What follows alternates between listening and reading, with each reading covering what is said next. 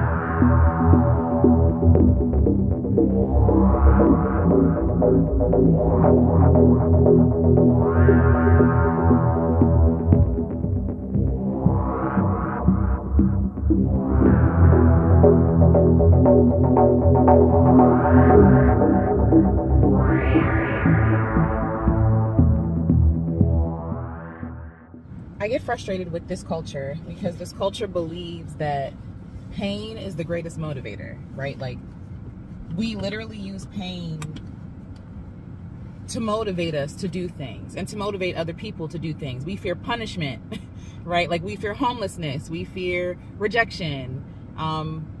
Like, if things don't work out, it literally is like a matter of life and death in the US, right? Like, if things don't work out how they're supposed to work out, we could be unhoused, we could be unfriended, we can be like, and I'm getting frustrated because this whole talk about like capitalism and all these other things. Let me turn down the air, it's a little hot today, it's in the 90s. But this conversation around like capitalism being like a motivator, like, oh, well, you know, this, because people are afraid of losing their houses, it'll get them more creative to come up with more ideas to make money. And I think that's the problem, right? Like, I don't want to be motivated by money. I don't think that people being afraid of being unhoused should be the motivator, right? Like, why can't the motivation be joy or connection or creativity for creativity's sake, or benefiting somebody, saving the world, saving a life? Like, why can't that be the motivation? Why is the motivation always punishment and pain? So there was like this conversation happening. I don't have no details, okay? But there was a conversation happening about AI, and people were talking about AI and how like creatives, like creative people who work in the creative industry, that's a whole other problem. Like, okay, anyway, who work in the creative industry, the person who created this, or the spokesperson on the stage, basically said, oh, well, you know, I do think that some of the creative jobs will be gone, but maybe those jobs didn't need to exist in the first place. She goes on to say, like, well, if the content that's not coming out of this is quality, right, then it'll give people more motivation to create more things. No, no, you don't get to come in. You don't get to come in and destroy an entire industry and then tell them, well, it's good for you. It'll be good for you so that you can come up with new ways to make money, new ways to exhaust yourself, new ways to do things that you don't want to do. And we're just like going along with it, like, yeah, that sounds great. Like, oh, well, that's just, and we buy into this by saying stuff like, well, that's just the signs of the times. That's just how businesses work. And it's like, no, like, we're really saying that in order for us to be successful, in order for us to be a successful country, a successful society, we need the fear and threat of death and pain. Like, that is so low level thinking. Like, when we are inspiring people, when we are driving people with a whip, that's exactly what's happening. We're driving people with a whip when we say things like almost, okay, going back to enslavement, and honestly beyond that, but like going back to enslavement, when our ancestors were on fields, we see the images that we, usually see.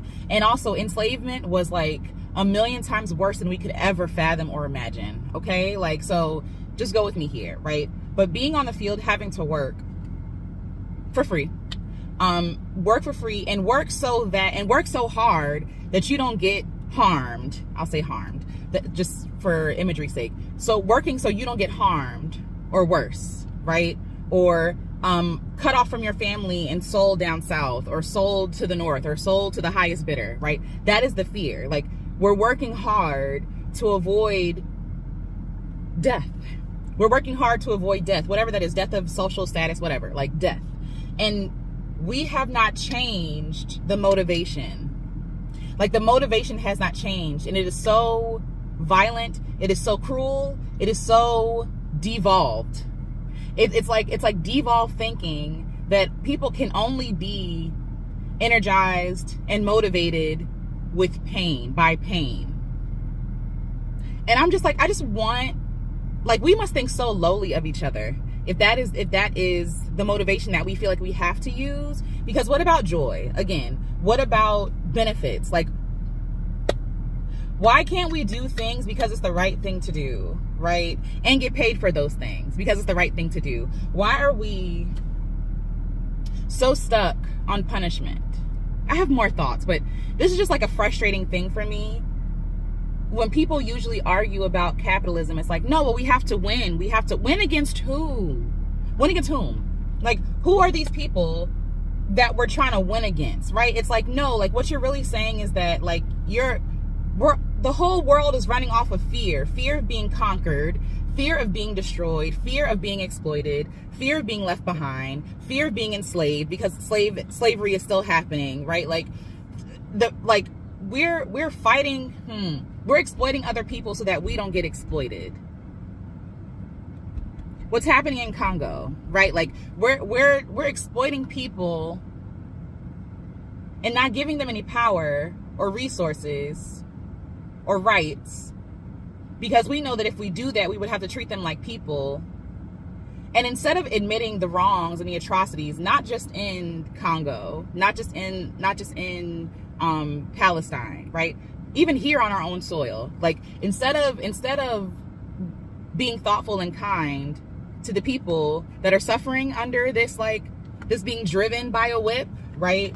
Instead of being thoughtful and kind, we say things that are so dismissive and so evil. We say things like, well, you know, it'll be good for you. It'll be good motivation for you. No one is motivated by pain. Like, no one is best motivated by pain. If you're motivated by pain, you're surviving.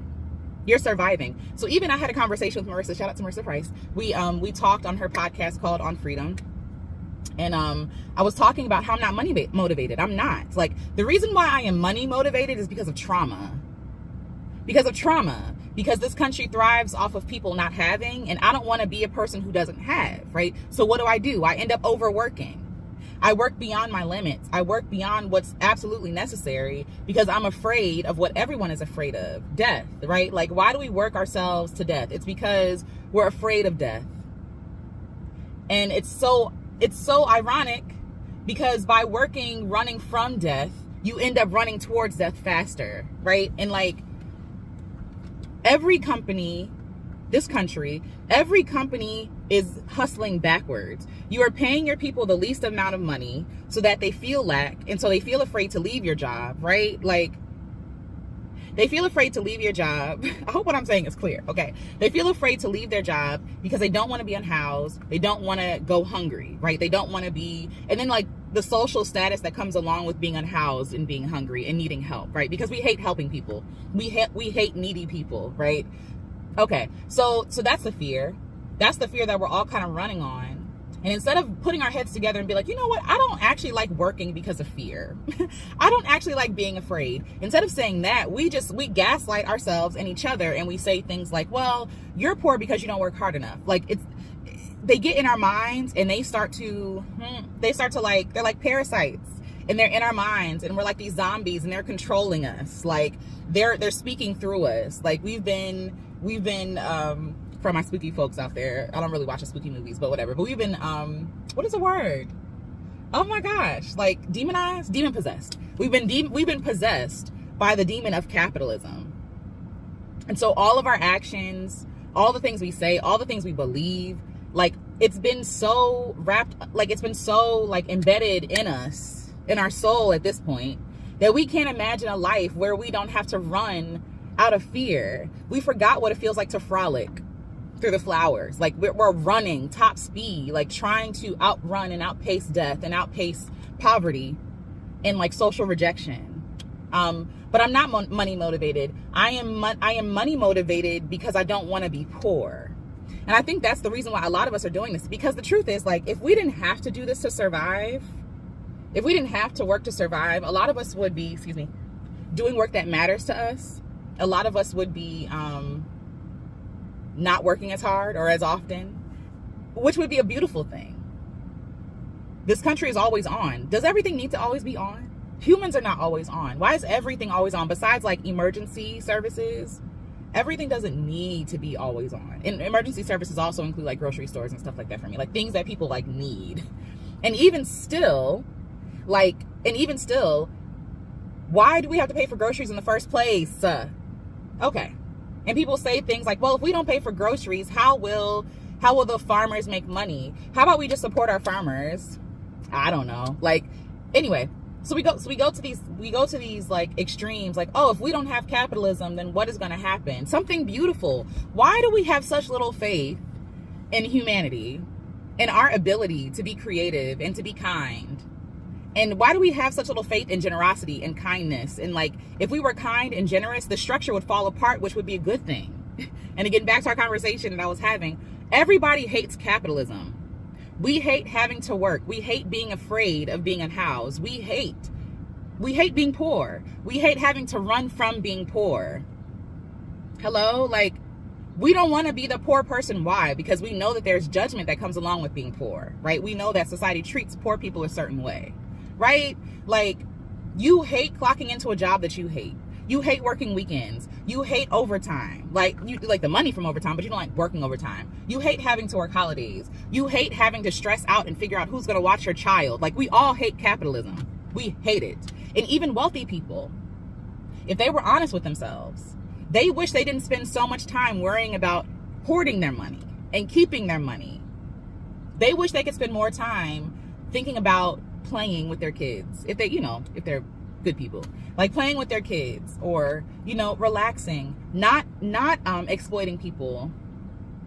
But capitalism makes us into overseers. Capitalism almost forces our hand in exploitation. It forces us to exploit people. When we prioritize, like, the pillars of capitalism, right? Like, it forces us, like, to be hypocrites. Because we're complaining about the thing that we have to participate to survive in. And then also, like, we don't want to be harmed and exploited, and we also don't want to harm and exploit other people. But, like, everything else that is sustainable is expensive. Everything else that is done well is expensive. And so they're pricing out majority of the people so that most of the stuff doesn't have to be sustainable anymore, including with people. So yes, the environment, the animals, but also people. It is not sustainable to keep running from death. It's not. That's a survival we are in fight or flight. That's a survival mechanism. It's not supposed to be sustained. That's why so many of us are sick and stressed out and have mental health issues, right? And I say this as a person with mental health issues. I have been traumatized in ways that have nothing to do with capitalism, and maybe at the root I'll find out how it does, right? But, like, therapy is great. Please don't misunderstand me. Therapy is amazing, right? But me going to therapy is not going to solve the problem of the fear that I face, the anxiety that I have, right, around survival. Am I going to be okay? I don't know. No one knows. And that's the problem. Like, we're all out here, like, in survival mode. And if we were not in survival mode, imagine the beautiful things that we could create. Imagine the beautiful things that we could do. Imagine the beautiful people that we could meet and become if we weren't always focused on survival. And I really believe that society keeps us in survival mode and focused on survival and fearing survival, or fearing not surviving, so that we can't imagine something greater. So we can't go beyond what we see. Pain is not an effective motivator. It just makes us inflict more harm and pain and fear and restriction on other people. We're all working so hard to protect a system that destroys us, that hates us. Capitalism hates us. Capitalism hates you. But we're trying so hard to protect something that is so destructive. And it's a net negative. You know what I'm saying? Like, it's a net negative. And I just don't. This is me hoping. I'm lamenting, but I know that my frustration and my laments are signs of my humanity and my hope.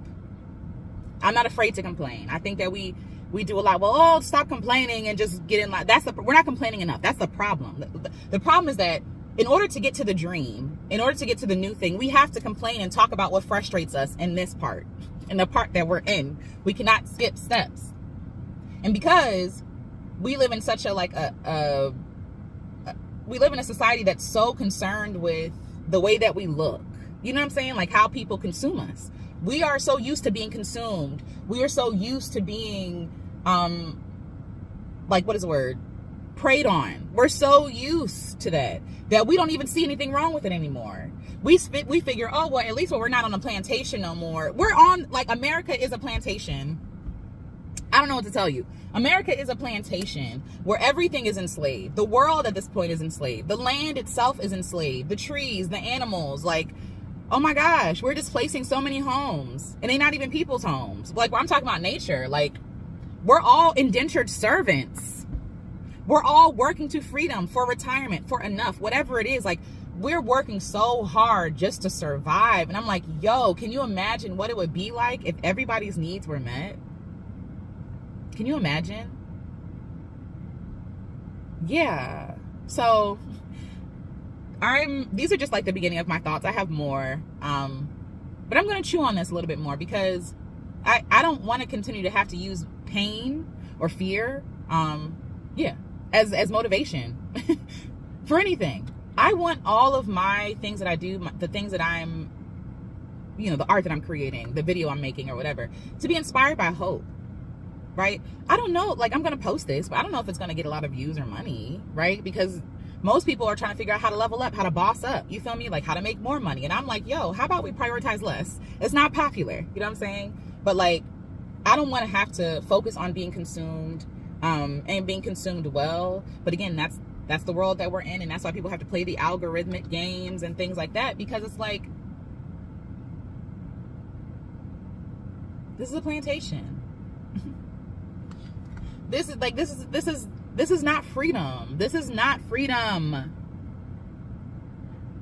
But anyway, we're trying to play the algorithmic games because we're trying to be seen and get the attention that we want and that we need, right? Because attention brings money. And so now we're always tap dancing and auditioning. I talked about that already, but it's just I'm just so tired of America and its games. You're playing my face, America. Stop playing my face. Stop it.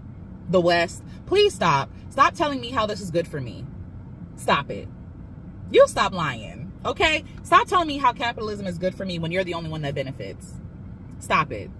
Stop telling me that the only way to experience joy and freedom is by being an overseer like you. Stop it. Because if I have to do that, then that's not freedom. I'm not free. I am enslaving other people for my freedom, which means that my freedom is always in question and always up for grabs because somebody else can just come along and dominate me. We'll never be free this way. Capitalism will never make us free.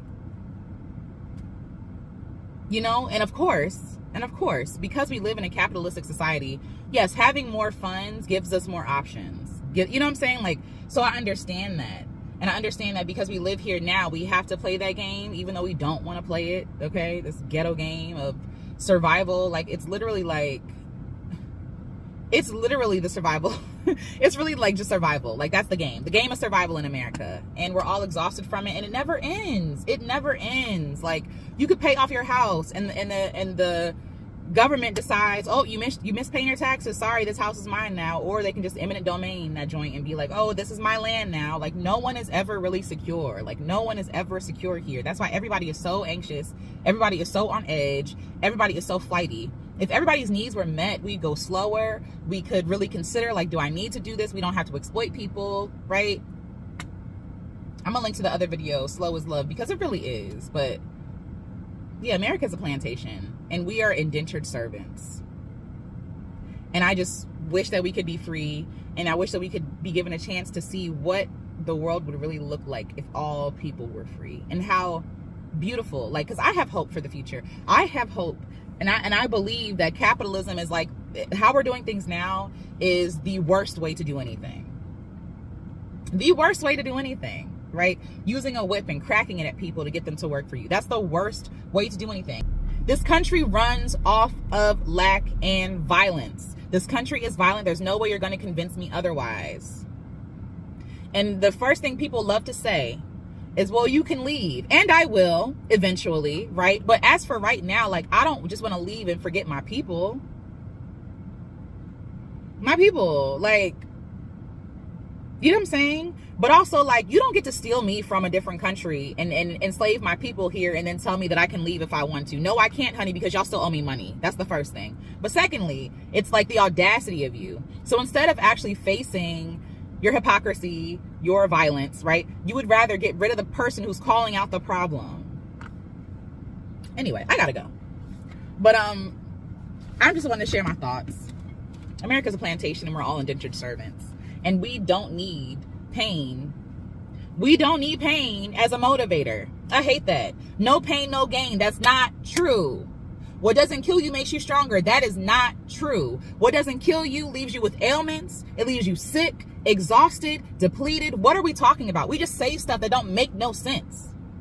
You know what I'm saying? Like, I was thinking about my parents and my father specifically, and then after this I'll go. But I was thinking about my father, and I was like, well, there's a lot of things that I gained because my dad was not in my life, right?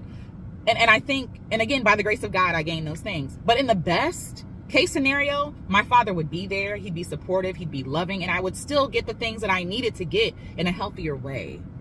Trauma is not the way, y'all. It's not the way. Yes, we do learn things from traumatic things, but I would have much rather learned things in a loving environment, in a safe environment.